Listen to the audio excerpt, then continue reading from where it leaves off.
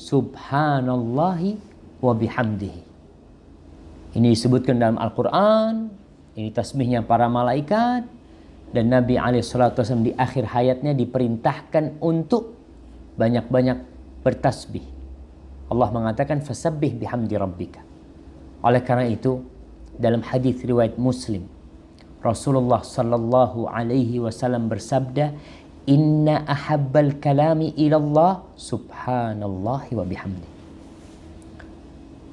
Sesungguhnya sebaik-baiknya ucapan di sisi Allah adalah subhanallahi wa bihamdi. Itu umum. Kita baca kapan saja.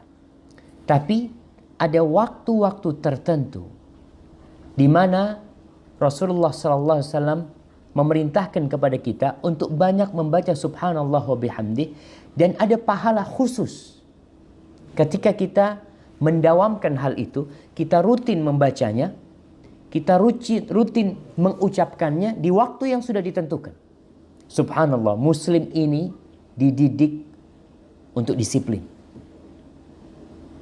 Ada zikir mutlak, ada tasbih mutlak, kapan saja, di mana saja.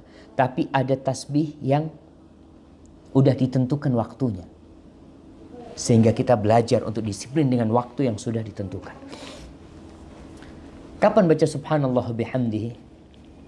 Rasulullah sallallahu alaihi wasallam bersabda, "Man qala subhanallahi wa bihamdihi fi yaumin mi'ata marrah khuttat khatayahu wa in kanat mithla zabadil bahr."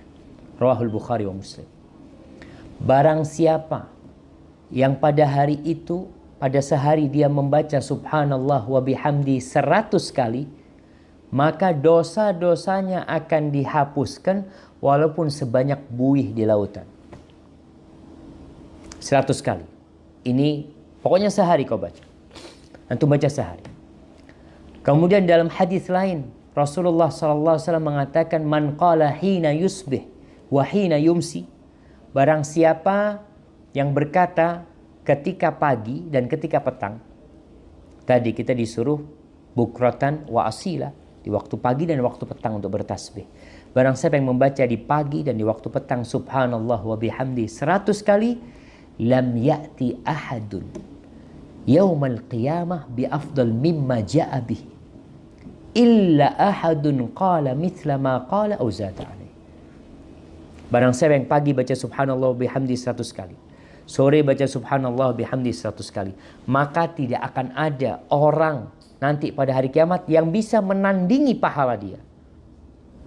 Nggak ada yang bisa menandingi pahala dia, kecuali orang yang mengamalkan seperti amalan dia atau menambahin. Jadi kalau kita kepingin lebih, baca 101, 102, 103, 104, baca, dihitung. Kalau nggak dihitung, kita merasa banyak, jemaah. Karena kita cepat bosan.